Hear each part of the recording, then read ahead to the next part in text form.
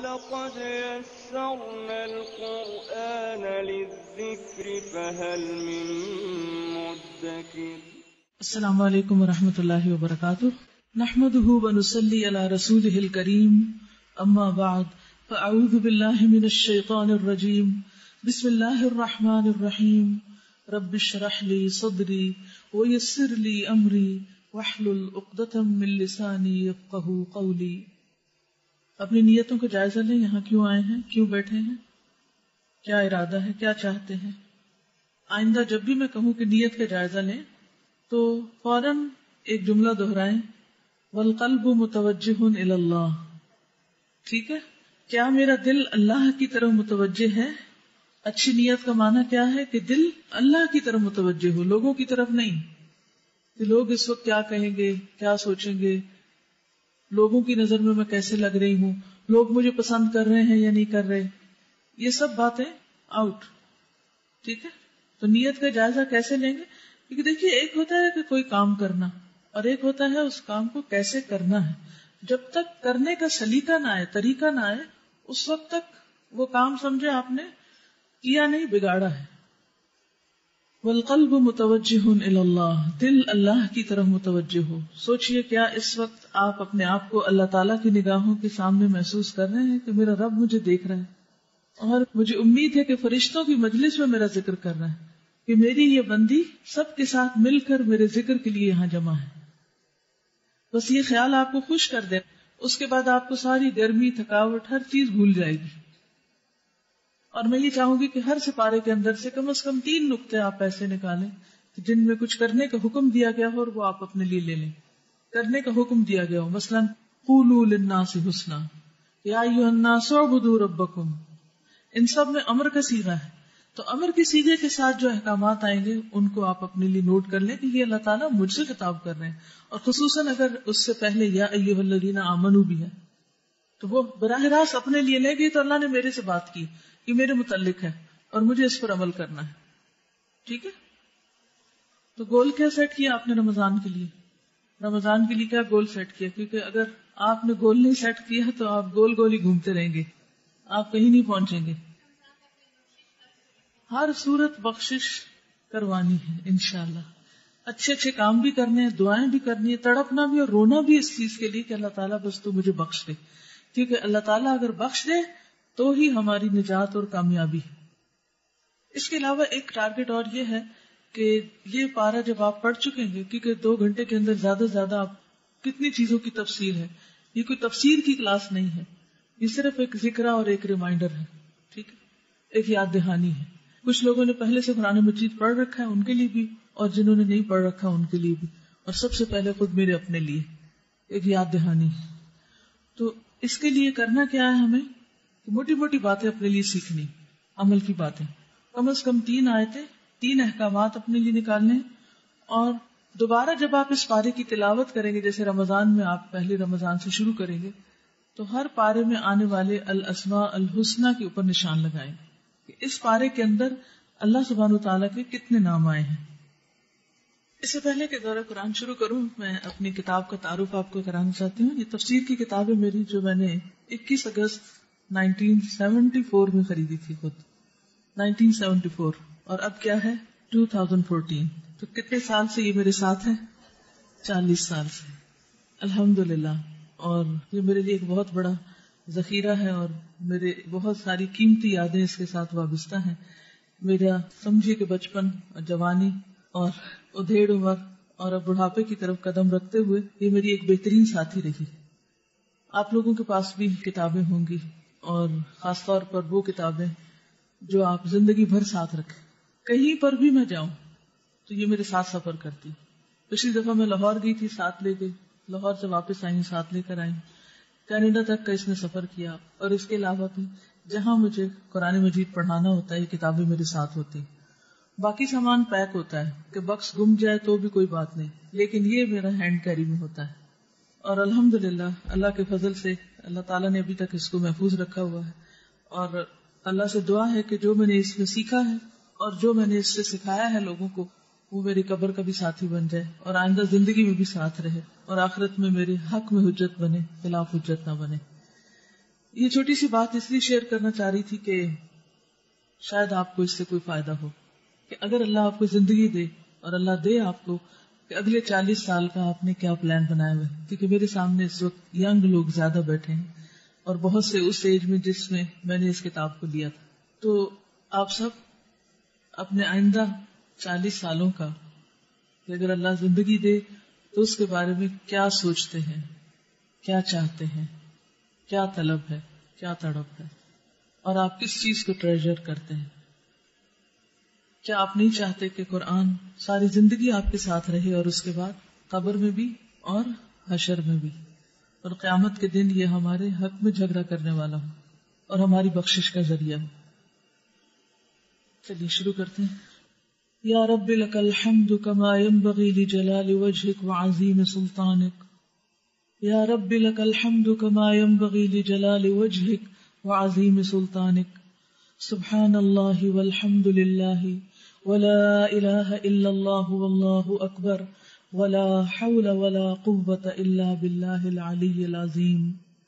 سبحان اللہ والحمد للہ ولا الہ الا اللہ واللہ اکبر. رسول اللہ صلی اللہ علیہ وسلم نے ان کلمات کے بارے میں فرمایا لأن اقول سبحان اللہ والحمد للہ ولا الہ الا اللہ واللہ اکبر احب الی مما طلعت علیہ الشمس, کہ میں ان کلمات کو ادا کروں سبحان اللہ والحمد للہ ولا الہ الا اللہ واللہ اکبر, یہ مجھے ان تمام چیزوں سے زیادہ پیارا ہے جن پر سورج طلوع ہوتا ہے. یعنی اس دنیا کے اندر جتنی بھی چیزیں ہیں, جن چیزوں تک سورج پہنچتا ہے, چاہے وہ بڑی بڑی بلڈنگز ہوں, سونے چاندی اور جواہرات کے ڈھیر ہوں, یا دنیا کی کوئی بھی نعمت کسی بھی قسم کی, ان سب سے زیادہ محبوب مجھے ان کلمات کو پڑھنا ہے. اسی محبت کے ساتھ آپ بھی ان کو پڑھیے سبحان اللہ والحمد للہ ولا الہ الا اللہ واللہ اکبر.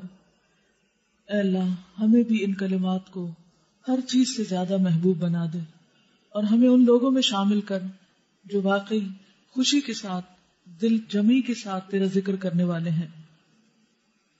قرآن مجید اللہ سبحانہ وتعالیٰ کی کتاب ہے جو ہم سب کی ہدایت کے لیے آئی ہے. اس کتاب سے ہدایت حاصل کرنے کے لیے ضروری ہے کہ اس پر غور و فکر کیا جائے. اللہ تعالیٰ فرماتے ہیں افلا یتدبرون القرآن, کیا یہ قرآن میں غور و فکر نہیں کریں گے؟ قرآن مجید میں غور و فکر کرنا کچھ مشکل کام نہیں, کیونکہ اللہ سبحانہ وتعالیٰ نے اس کو انسانوں کی ہدایت کے لیے آسان بنایا ہے. وَلَقَدْ يَسَّرْنَا الْقُرْآنَ لِلذِّكْرِ, ہم نے قرآن کو نصیحت کے لیے آسان کر دیا.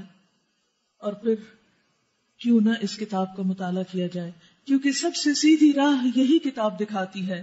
إِنَّ هَذَا الْقُرْآنَ يَهْدِي لِلَّتِي هِيَ أَقْوَمُ, بے شک یہ قرآن وہ راہ دکھاتا ہے جو سب سے زیادہ درست ہے. یعنی اس کتاب کو پڑھنے کے بعد, اس کو سمجھنے کے بعد آپ کو سب سے صحیح اور درست راستہ ملے گا زندگی کا. وَيُبَشِّرُ الْمُؤْمِنِينَ, اور یہ مومنوں کو خوشخبری دیتی ہے. الَّذِينَ يَعْمَلُونَ الصَّالِحَاتِ, وہ لوگ جو نیک عمل کرتے ہیں. یعنی اس کتاب کو پڑھنے کے بعد جو اس پر عمل کرنے والے ہیں, کس بات کی خوشخبری؟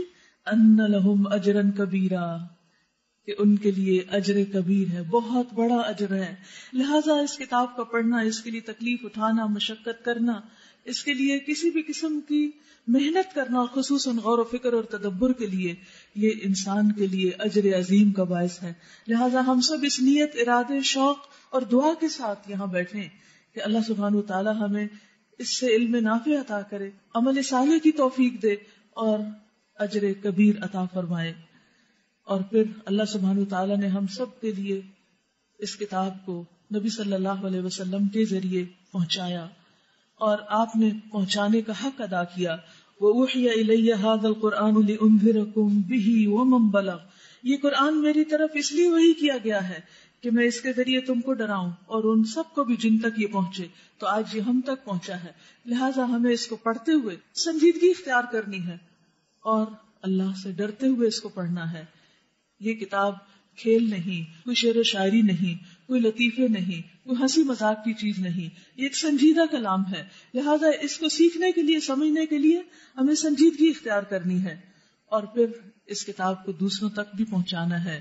هذا بلاغ للناس, یہ تمام انسانوں کے لیے ایک میسج ہے، پیغام ہے، وَلِيُنذَرُوا بِهِ، اور تاکہ لوگ اس کے ذریعے خبردار کیے جائیں، ڈرائے جائیں، انہیں آگاہ کیا جائے، انہیں ان کے انجام کے بارے میں بتایا جائے۔ ھذا بیان للناس، کیونکہ یہ کتاب لوگوں کے لیے ایک بیان ہے۔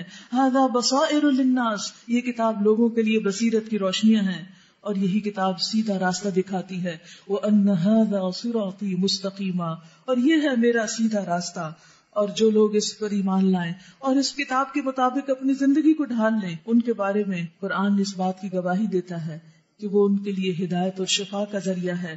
قُلْ هُوَ لِلَّذِينَ آمَنُوا هُدًى وَشِفَاءً، کہہ دیجئے ایمان والوں کے لیے کتاب ہدایت اور شفا ہے۔ وَنُنَزِّلُ مِنَ الْقُرْآنِ مَا هُوَ شِفَاءٌ وَرَحْمَةٌ لِّلْمُؤْمِنِينَ، اور ہم قرآن میں سے وہ اتارتے ہیں جو مومنوں کے لیے شفا اور رحمت ہے۔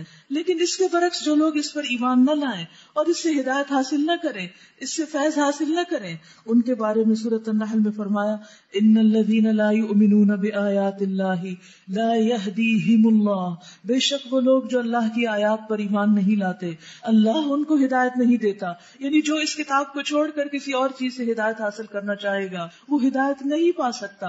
ہدایت ہم سب کی ضرورت ہے، ہم سب کو اللہ تک پہنچنے کا راستہ چاہیے، رہنمائی چاہیے، اور وہ رہنمائی ہمیں اسی کتاب سے ملے گی۔ ہم سب کو جنت کی تلاش ہونی چاہیے، وہ جنت کا راستہ اسی کتاب سے ملتا ہے، اور جو اس کتاب کو چھوڑ دے تو ان کے لیے دردناک عذاب ہے، اور پیغمبر بھی ان کے خلاف گواہی دیں گے کہ ان قوم اتخذوا ھذا القرآن مہجورا، کہ میری اس قوم نے، ان لوگوں نے اس کتاب کو چھوڑ دیا تھا۔ تو اللہ سبحانہ وتعالی ہمیں ان لوگوں میں شامل کرے جو اہل القرآن ہیں، ان میں سے نہیں جو اس کتاب کو چھوڑ دینے والے ہیں۔ تو آئیے اس سوچ کے ساتھ، اس نیت اور اس جذبے کے ساتھ قرآن مجید کا آغاز کرتے ہیں۔ تو سب سے پہلے سورۃ الفاتحہ۔ سورۃ الفاتحہ۔ اعوذ باللہ من الشیطان الرجیم، بسم اللہ الرحمن الرحیم۔ الحمد للہ رب العالمین، الرحمن الرحیم، مالک یوم الدین، ایاک نعبد و ایاک نستعین، اہدنا الصراط المستقیم، صراط الذین انعمت علیہم غیر المغضوب علیہم ولا الضالین۔ آمین۔ رسول اللہ صلی اللہ علیہ وسلم نے فرمایا، اللہ عز و جل نے ام القرآن فاتحہ جیسی سورت پوری تورات اور انجیل میں نازل نہیں فرمائی۔ یہی 7 مثانی ہے، یعنی بار بار دہرائی جانے والی 7 آیات ہیں، اور اللہ تعالیٰ فرماتے ہیں کہ یہی سورت میرے اور میرے بندے کے درمیان تقسیم شدہ ہے، اور میرے بندے کو وہی ملے گا جو وہ مانگے گا۔ تو یہ سورت ایک دعا ہے جس میں انسان اللہ سے مانگتا ہے، اللہ سبحانہ وتعالیٰ کی حمد و ثنا کے ساتھ، اور قرآن مجید کی سب سے افضل سورت ہے۔ نبی صلی اللہ علیہ وسلم کسی سفر میں تھے تو ایک آدمی آپ کے پاس اترا، وہ کہتا ہے کہ نبی صلی اللہ علیہ وسلم نے اس کی طرف متوجہ ہو کر فرمایا، کیا میں تمہیں قرآن کے افضل حصے کے بارے میں نہ بتاؤں؟ پھر آپ نے اس پر الحمدللہ رب العالمین کی تلاوت کی، اور ویسے بھی اس بات کی دلیل اس سے بھی ملتی ہے کہ ہم ہر نماز کی ہر رکعت میں اس سورت کو دہراتے ہیں۔ تو آئیے اس سورت کا معنی سمجھتے ہیں، اس سورت کے معنی کو دہراتے ہیں، اس سورت کے معنی کو تازہ کرتے ہیں تاکہ ہم اپنی نمازوں کو بھی بہترین بنا سکیں۔ سب سے پہلے اعوذ باللہ من الشیطان الرجیم، اپنے آپ کو اللہ کی پناہ میں دینا، شیطان مردود سے بچا کر۔ کیوں؟ اس لیے کہ انسان جب اللہ کے راستے پر چلنے لگتا ہے تو شیطان سب سے زیادہ انسان پر حملہ آور ہوتا ہے۔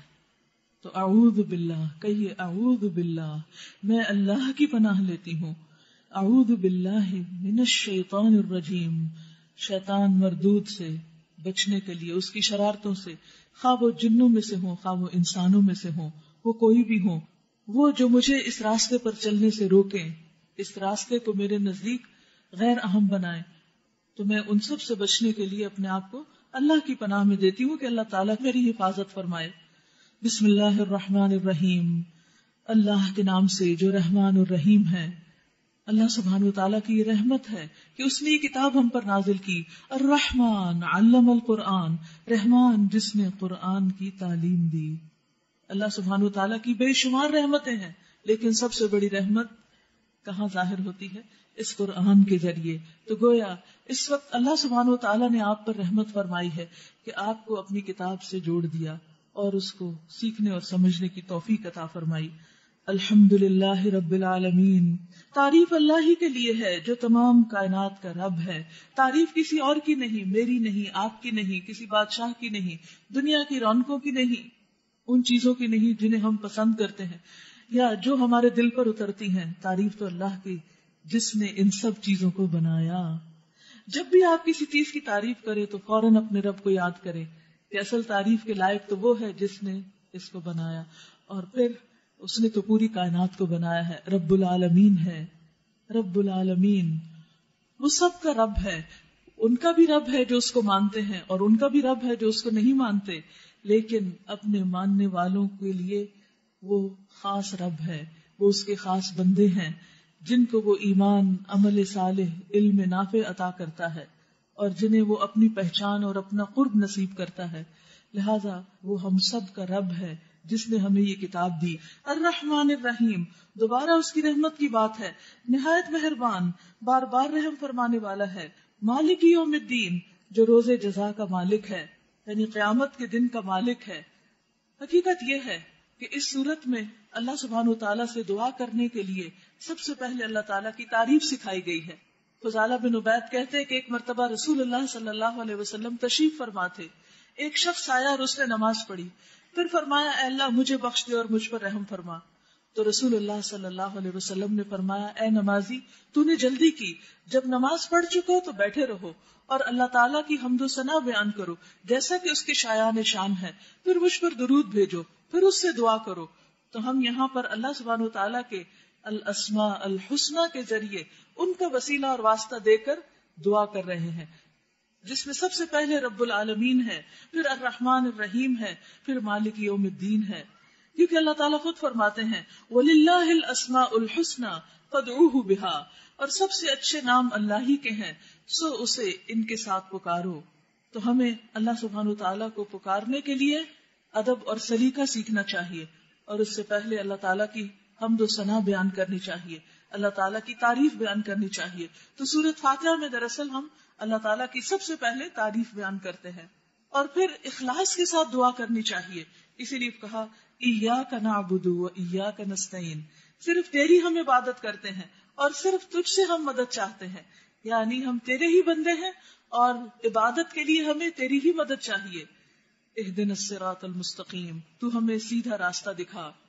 حقیقت یہ ہے کہ جب تک انسان کو سیدھا راستہ نہ ملے اس وقت تک انسان سخت خطرے میں ہے، کیونکہ اگر وہ کسی غلط راستے پر چل پڑا تو اس کا انجام بہت بھیانک ہونے والا ہے.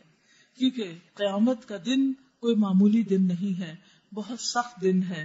وہ حساب کا دن ہے، جزا اور بدلے کا دن ہے، اور اس میں کامیابی کے لیے ضروری ہے کہ انسان کو اچھے اور برے کا فرق معلوم ہو اور صحیح اور غلط کی پہچان ہو. اسی لیے ہم دیکھتے ہیں کہ جب یہاں اللہ تعالیٰ کی یہ صفت بیان کی گئی اور اس کے فوراً بعد پھر عبادت کی بات اور دعا کی بات کی گئی، تو اس کا بھی مقصد یہی ہے کہ انسان دعاؤں میں سب سے زیادہ ہدایت کی دعا مانگے اور ہر نماز کے اندر ہدایت کی دعا مانگے تاکہ الٹیمیٹ کامیابی اس کو نصیب ہو سکے. قیامت کا دن کیسا دن ہے؟ عبداللہ بن انیس رضی اللہ عنہ نے بیان کیا کہ میں نے رسول اللہ صلی اللہ علیہ وسلم کو یہ فرماتے ہوئے سنا، قیامت کے دن لوگ برہنہ، غیر مختوم اور بہم اٹھائے جائیں گے. ہم نے ان سے بہم کا مطلب پوچھا تو انہوں نے بتایا کہ جس کے پاس کچھ نہ ہو، یعنی قیامت کے دن انسان کے ہاتھ میں کچھ بھی نہ ہوگا. پھر اللہ انہیں ایسی آواز سے بلائے گا جس کو وہ قریب سے سنیں گے، اور آواز کیا ہوگی کہ میں ہی ہوں حقیقی بادشاہ، میں بدلہ لینے والا ہوں. اور سنیے کہ بدلہ کیسے لیا جائے گا. اللہ تعالیٰ فرمائے گا اہل جہنم میں سے اگر کسی کو کسی جنتی پر کوئی حق ہو تو اس کا بدلہ لینے سے پہلے وہ جہنم میں داخل نہ ہوگا.